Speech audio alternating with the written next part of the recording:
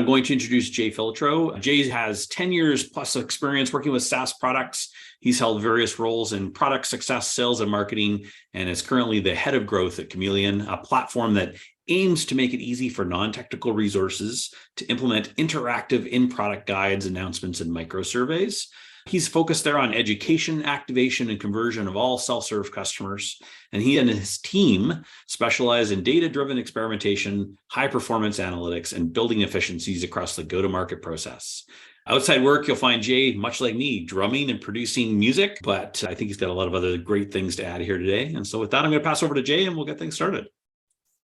Thanks so much for the intro, Scott, and thanks everybody for being here.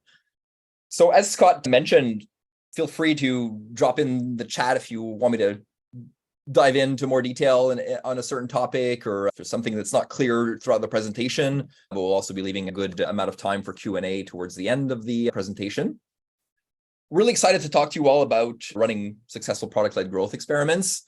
As Scott said, I've ran hundreds, if not thousands of experiments throughout my career, mainly in B2B SaaS companies, but also spent 4 years in B2C SaaS, leveraging Chameleon to drive increased adoption on our free trial or freemium plan, and had significant impact on free-to-pay conversion. And I'm also going to be covering some takeaways from the Reforge Advanced Growth program that I went through a couple of years ago. Pretty interesting takeaways, mainly framework or a mindset to think of how you can identify some experiments that have compounding impact and essentially loops that kind of feed each other. We'll get into more detail in that specific section of the presentation. But we'll start with, how do you even identify what experiments or what potential impact experiments can have? Where do you find areas of potential optimization within your funnel, within your metrics? Then we'll cover micro and macro growth loops, just to frame the mindset as to determining the minimum scope. So how quickly an experiment can get running and to its full potential, and how to evaluate the maximum scope of an experiment so you can determine what its longevity is or how much fuel you can feed that specific experiment. Go into experiment planning and prioritization. Once you have all of these ideas and a big backlog, how do you prioritize which you're going to put into place first, based on potential impact, effort, and reach? And then how do you effectively measure the impact of these experiments, the lift that it's driving on your activation, your monetization, your average value per customer, your retention, or whatever metrics you might be focusing on in your experimentation. And obviously some time for Q&A towards the end.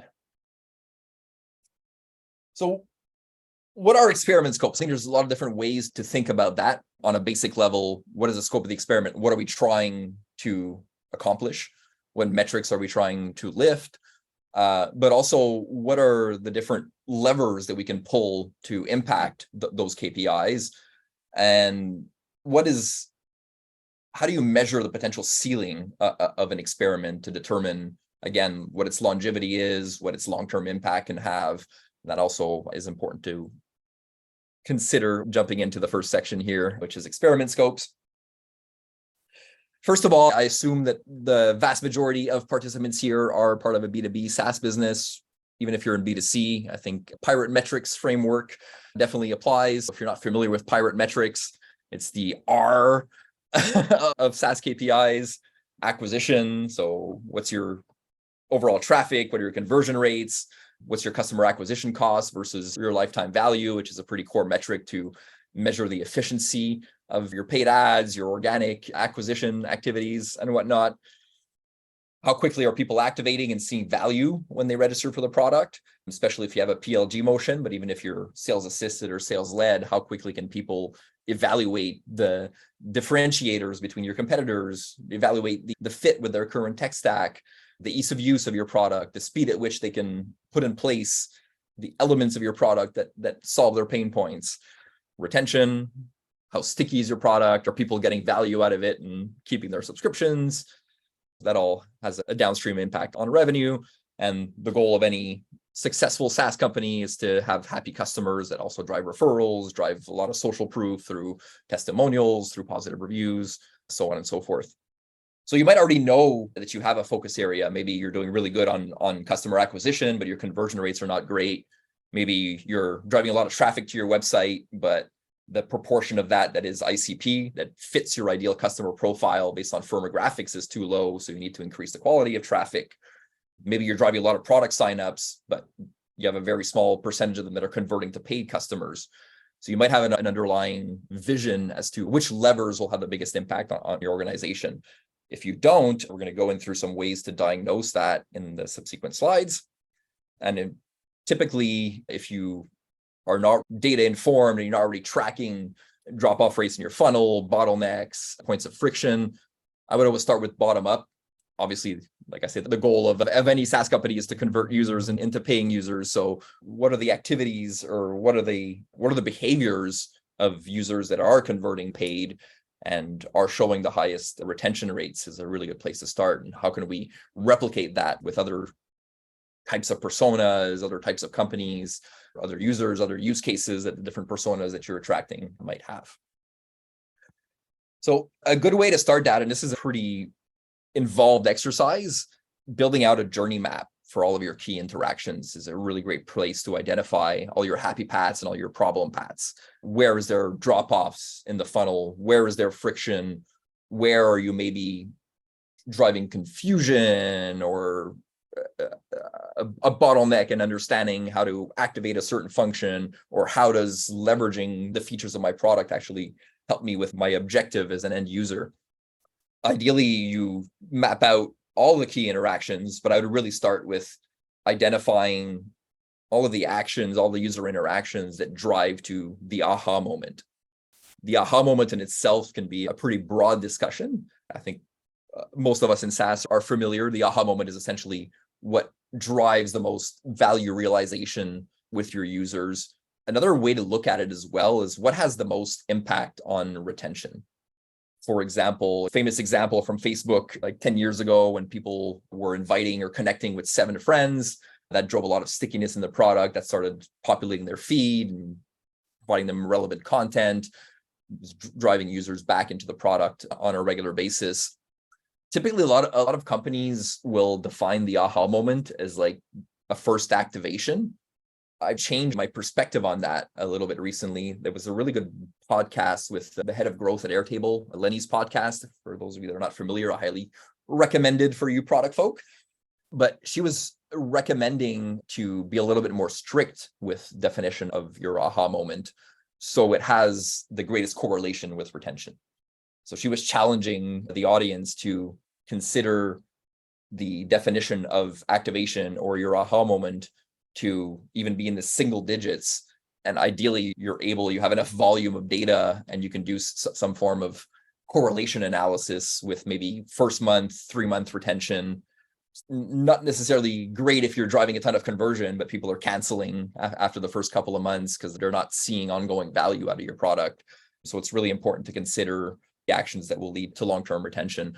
A good example for Chameleon, activation is considered launching your first experience in the product. But if you're only launching one tour to introduce a feature, that may have very limited value in time and not necessarily have any correlation to a long-term retention. Whereas connecting multiple integrations, for example, drives a lot of stickiness in the product. It's one of our big differentiators. And you might want to look at also breadth of usage. If somebody's building a tour just to announce one feature, again, that has very limited value in time. The real value is having multiple flows that address onboarding new users, helping them understand the nuances of the product, the differentiators, helping them have success post-conversion in launching multiple types of experiments, configuring the advanced features of your platform so they're getting full benefit out of it. There's a lot of tools for this. I definitely recommend Lucidchart or cxmap.io. You can also use some stuff like FigJam or Miro, for example, to build some of these journey maps. And I would also recommend layering user analytics on top of this. What's the percentage of signups that are performing each of these actions? So you can identify where your drop-off points and where your main points of friction may be. So that's a data-informed or quantitative approach to identifying levers that you can pull to really have downstream impact on your revenue, on your retention, on your LTV, essentially. one of the most effective ways, maybe less scalable, but great way, especially if you don't have the volume of data to run all of these analyses and make them ensure that they're statistically significant, is just talking to users, understanding the nuances, the different personas that you're serving, personalization, relevance, and timeliness of nudges, guides, and product experiences has a major impact on engagement. You definitely want to focus on your core personas, but once you've optimized the flows, the messaging, user experience for your core personas, how do you build new personas to build specific flows and personalized content and step-by-step guides to cater to those different personas? Understanding the jobs to be done, again, is a great way to tailor your onboarding, your content, your in-product messaging to the different personas and the different use cases that your solution might be solving. Great way to do that is in product interviews. We love to use micro surveys, Chameleon, so you get feedback in context. That could be stuff like asking people what they're here to do, what drove them to sign up for your product, what's your role, what is your objective with the solution. But it could also be leveraged to identify the nuances of friction or drop-off points in your funnel. How easy was, once they perform an action, how easy was it to perform this action? Are there any materials that we could have provided that would have simplified the process or helped you understand things more quickly?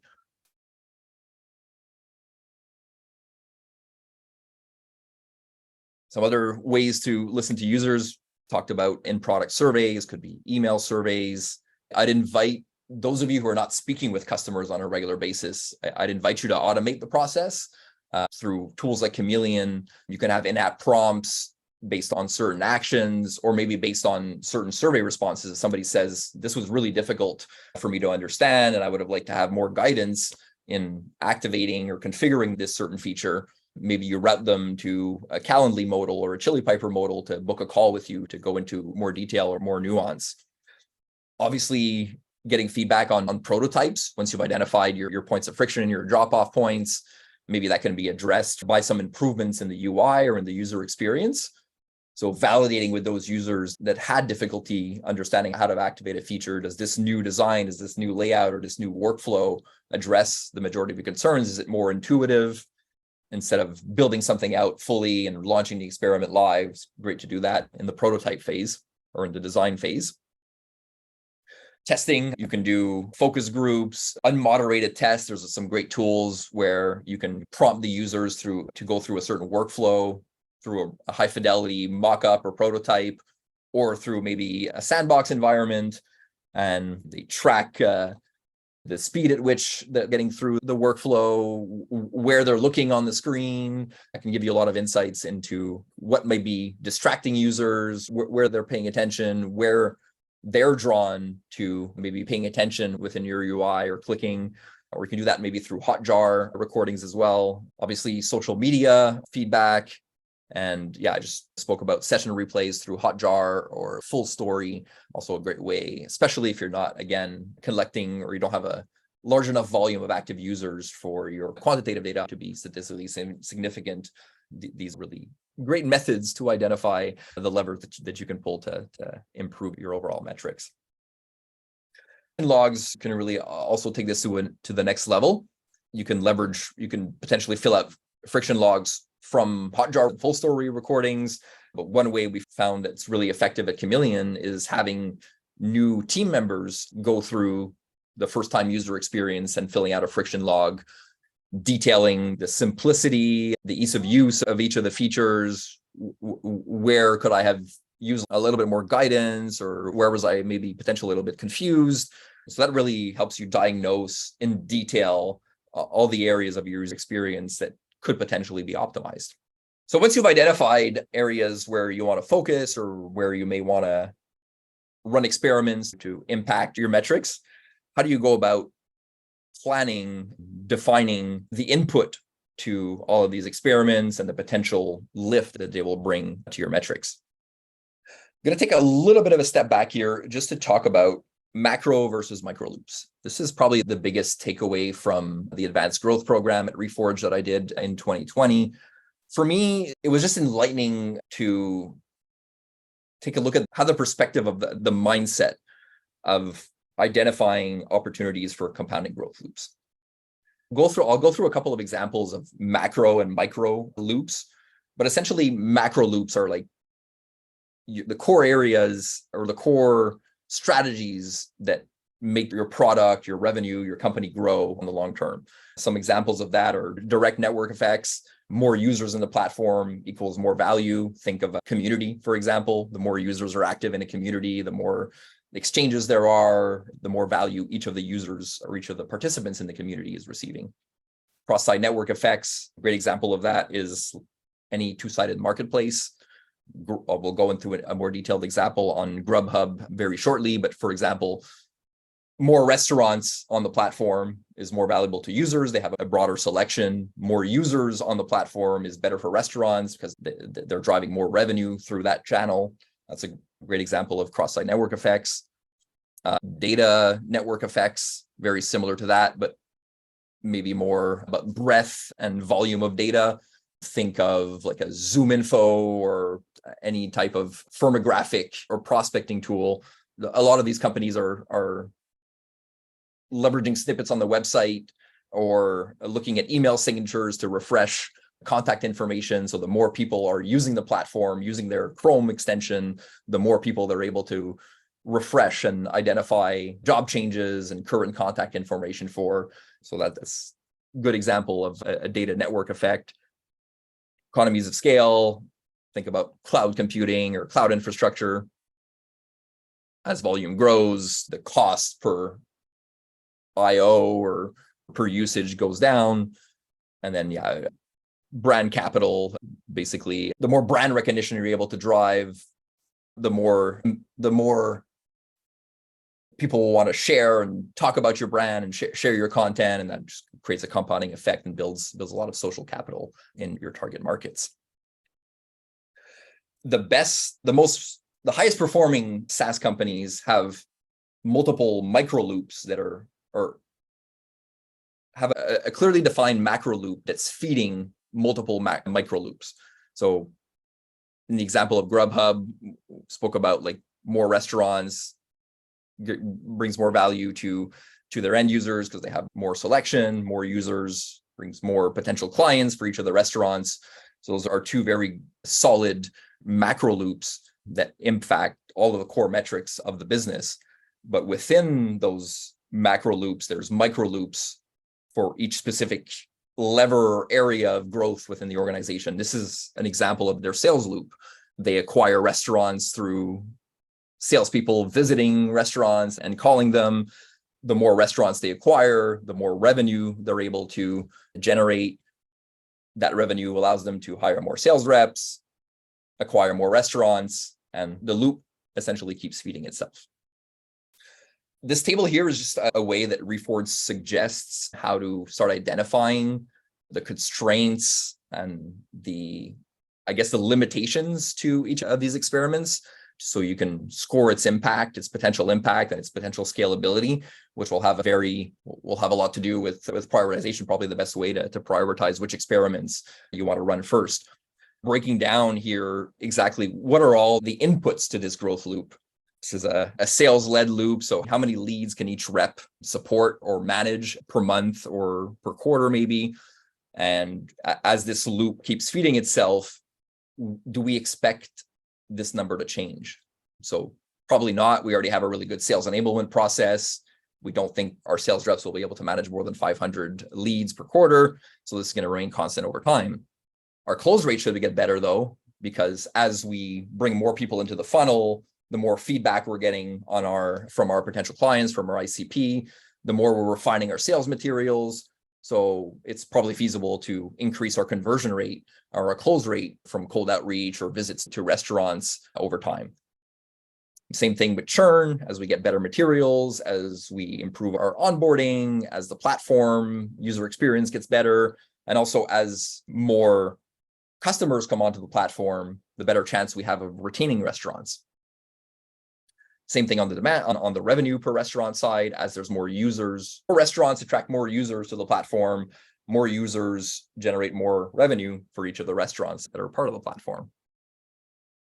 Margin will remain constant. In the case of Grubhub, they're just taking essentially a commission on every order.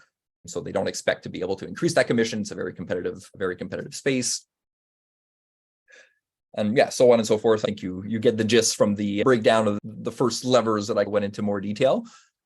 This is just an example of all of the growth loops for Quizlet. Quizlet is basically an online training platform. So as new users come in, they consume content, they might develop content, teachers get notified, their content's being consumed, people are getting value out of the content, maybe they're getting a commission out of every course that people take out of their curriculum, motivates them to build more content, maybe promote Quizlet on their socials, which drives new users, and this loop keeps feeding itself, and yeah, so on and so forth. Growth constraints. The concept here is identifying or prioritizing experiments that can hit the ground running and start showing impact very quickly, but also evaluating where do we hit a ceiling with this growth experiment to evaluate its longevity and its long-term and its potential long-term impact. Some of the examples of scope limiters here are population exposure. A good example of that is paid ads. There's a certain limit to your scalability of paid ads. As you start increasing your spend, the quality of the audience that you're showing ads to might diminish because you've saturated your ideal customer profile or your core audience, and or the customer acquisition cost through the paid ad channel might increase because your CPMs are going up as you're increasing volumes. Value distributors, if you're running an affiliate program or a referral program, for example, that there's probably a certain limit as to the percentage of your happy and satisfied users that you can expect to drive referrals to other potential users of the platform. Returns on capital, I mean, that the example of paid ads has a lot of correlation there. As you increase your spend, maybe your customer acquisition costs becomes unviable, or you start attracting users that of a lower quality and it drops your conversion rates. So that's another thing to consider as to where essentially the max scope of an experiment could be. So one of the keys to prioritizing experiments that'll have the most impact and that can be the most compounding potential is, again, identifying experiments or loops that are very quick to start generating full potential, and that you can add fuel to as you start seeing results, but also have the highest max scope. For example, or a lot of organic initiatives will have a much higher scope than paid loops or distribution through affiliates or through partners, because we have a very large audience. A lot of people are searching for topics related to your platform that you're writing content about. And in most B2B SaaS companies, we have a pretty wide total addressable market. So bringing traffic to your website based on thought leadership content, on value add content, has a very high scope, especially if you're looking to attract visitors that are at any step of the buying process, driving awareness that will eventually lead to consideration and hopefully evaluation of your platform. Whereas experiments that take a lot of resources and a lot of time to iterate on to start seeing their impact or potential might be something you want to prioritize a little bit less, because they're costly to get going. It's very hard or it takes a long time to measure whether they're successful or not. And yeah, experiments with lower scope should also be prioritized a little bit lower in the prioritization list, because again, they're not going to have very good long-term potential. Low scope experiments might help you through the next month or the next few weeks, but then you have to start iterating and launching new experiments because you've hit max scope. I'm going to go into some frameworks or some examples on how to prioritize and identify the effort and the potential max scope of experiments. But just to consider, like, another great takeaway from the Reforge Growth Program, these are the types of value promises that you should be aiming to achieve or to optimize with your experiments. At the end of the day, people buy a product to help them reach their objectives or help them reach their personal motivations. So those can be entertainment, my enjoying myself, am I having fun using this product or being part of this community? Is it giving me access to communicate to more people, whether it be my target audience or maybe my peers, so I can learn from other people in similar roles to mine? Is it giving me access to exclusive information or a larger breadth of data so I can understand industry trends or benchmarks? Does it give me more flexibility? Does it allow me to plug in different tools that I'm using as part of my stack so I can feed product metrics to our sales team in the CRM? Or does it help me be more efficient in my day-to-day? Just some examples of personal motivation. A way I really like to score the potential impact and the effort required to get an experiment running is the RICE framework. So what is the potential reach of this experiment? How many users do I expect this experiment to reach on a weekly or maybe monthly basis? What is the impact, the potential impact that this experiment can have? So impact can be like, what do I expect in terms of lift? You might have some experiments that are just small, minor optimization, like changing the color of a button might have a 2% impact on conversion, but something more high level, like personalizing the H1 to the job to be done or the specific persona that is interacting with your product or your landing page might have a much higher impact. What's my confidence? Likely do I think that impact will be realized by running this experiment?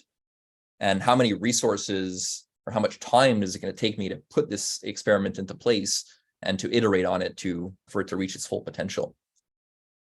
So by multiplying reach, impact, and confidence and dividing it by effort, you're able to identify not only the experiments that will have the greatest impact or the greatest effect downstream on your revenue, your retention, your average revenue per user, but also identify those that are going to be quickest to get up and running and require the least amount of input or resources to reach their potential. The output of that would be an experiment backlog table. There's going to be a slide with resources at the end of the presentation, so you can get access to this. But essentially, brainstorming with your team based on all the insights that you've gathered from Hotjar recordings, from user interviews, from looking at user analytics, finding specific problems, areas of friction, areas of your funnel where you're underperforming, ideating on solutions that might impact those metrics or those points of friction, or simplify the value realization for your end users, categorizing them into the different steps of the funnel, essentially. Again, that can help you like narrow down or focus on specific areas where you think you're lagging behind, based on your conversion rates, on your average revenue per user, based on your customer acquisition costs versus lifetime value. Maybe it's retention, but then also overlaying the RICE scores. If you access the template here, there's columns for reach, impact, confidence, and you can sort all of your experiments based on RICE score. So you can identify, again, the ones that are part of that area of the funnel or that section of your metrics that you want to prioritize first. I like to use these experiment cards to hypothesize on the different inputs to an experiment, a way to standardize things across multiple departments. Ideally, you have a lot of different departments involved. Obviously, product is probably one of the core areas where you do want to experiment through iterations in your UI and in your user experience, through in-product guides, onboarding materials that are provided by email or in product. You might have a customer education team that is responsible for that, a product marketing team that's responsible for launching new features and driving adoption to those. Customer success is always involved, obviously, in driving retention, driving upsell, and increasing the lifetime value of users. So get all of these departments involved in brainstorming and building out that experiment backlog. And a great way to do that and standardize the way you're evaluating the impact and the effort of these experiments is having a framework. So this is just like an experiment card, essentially, that helps you frame what the objective, what the measure of success of an experiment will be. So we believe that by providing a 30-second video on how to configure your profile or configure permissions for your teammates is going to increase the stickiness of our product. We're going to verify that by running an experiment for 2 weeks and then doing a cohort analysis before and after and looking at the 3-month retention or the 3-month stickiness of using a specific feature. We're right if this drives a 10% increase in stickiness or retention. So that's like your measure of success and what determines if an experiment should be scaled or maybe iterated on to, again, to reach its full potential. I don't know why I skipped through those slides, but I think it was a good segue to start with the right score and how to measure the effort and impact before going into prioritization. Now that you have experiments running, what's the best way to measure the impact of those experiments and identify areas of potential optimization? I like to use funnel analyses. Typically, you're starting from a point of friction or a point of drop-off in your funnel. So all of the leading analytics tools like Heap, Mixpanel, Amplitude in this case, provide very easy ways to see what the conversion rate of each step in a user journey or in a workflow are. And one of the most, I'd say, accurate ways of identifying the lift that a specific experiment is having on those metrics is having a control group. That way you're eliminating any like macro or outside factors or seasonal factors that might impact the metric. So what do I mean by that? Maybe if you have high confidence in the experiment, you run it on 80% of your user base or your traffic, and you keep a 20% control group that's not seeing that's status quo, that's not seeing that experiment. And that way you can directly attribute whatever fluctuation in conversion has for groups of users that are seeing the experiment versus not. That might be difficult if you don't have a really high volume of signups or of monthly active users. So if you don't have that opportunity, then a cohort analysis is typically a great way to do that.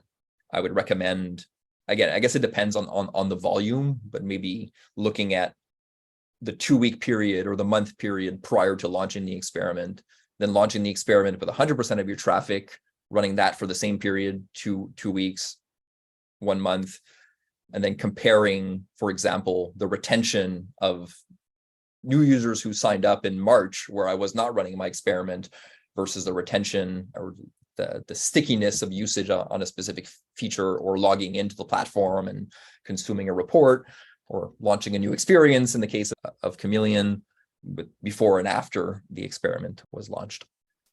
Good resource for those of you who are not familiar with statistical significance, but abtestguide.com is a great way to measure the significance of an experiment, and can we expect these numbers to remain constant over time based on this experiment period that we ran.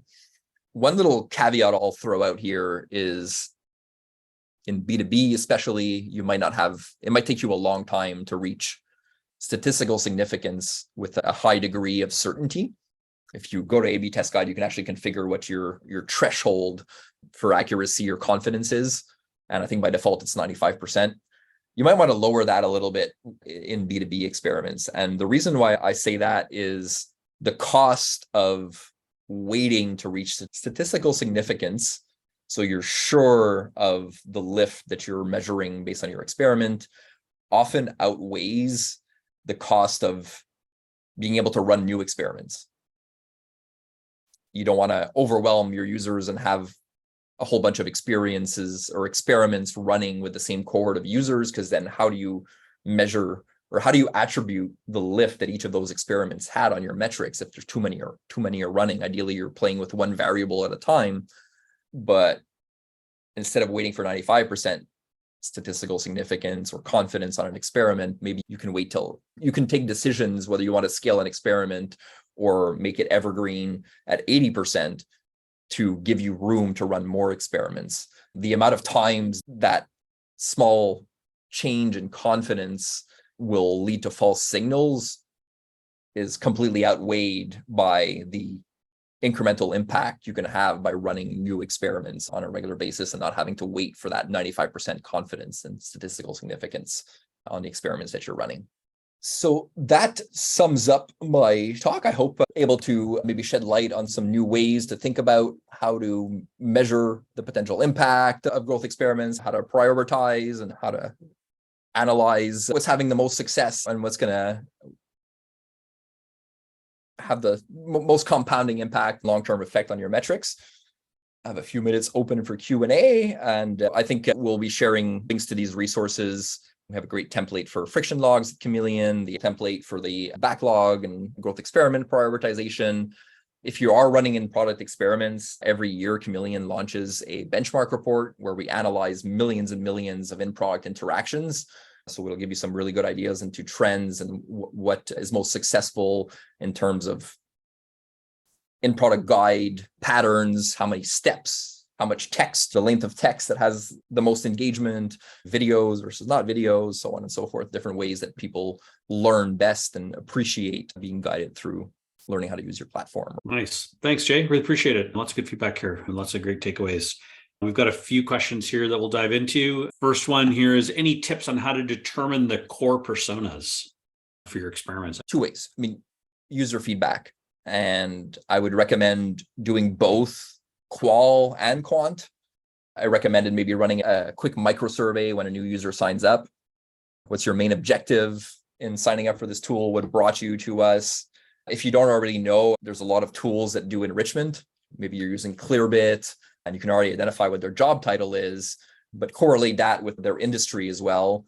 And it's really bucketing your current users, your most successful users, by job title, by objective, by industry, seeing what your biggest group of personas are.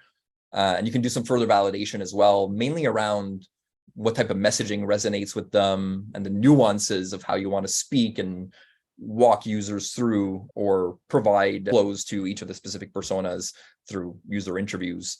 And just having like very high level, like open-ended discussions with those personas that you've identified through your more quantitative analysis. Gotcha. Makes sense. And the question here on the automation tools, particularly around user listening, what are some of the ones that you maybe suggest or maybe approaches that you've taken on there that you found success with? Yeah, absolutely. I spoke about Hotjar and Full Story. I think that's really great, especially if you don't have a very high volume of MAUs or signups. Really great way to identify points of friction or people are seeing difficulty in adopting your product or understanding its capabilities. User analytics tools, Amplitude, Heap, Mixpanel, I definitely highly recommend. The numbers don't lie at the end of the day. If like people are supposed to go through these actions and they're not, that's just a fact. And then you probably have to dig into user feedback, user interviews, recordings to understand why they're not doing a certain action or why they're dropping off at that point. And then I'd also recommend just in-app surveys again, like how easy was it to do this? What type of materials could we have provided to make it easier? There's some great tools for that.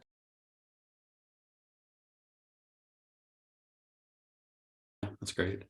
And which teams from the organization should be involved while creating kind of macro and micro loops or planning those out? I think part of the challenge here often is growth teams obviously sometimes live in products, sometimes they live on their own. So there's a different part of the organization. How do you essentially make this more collaborative? How do you really plan that out and get that to a better spot collectively?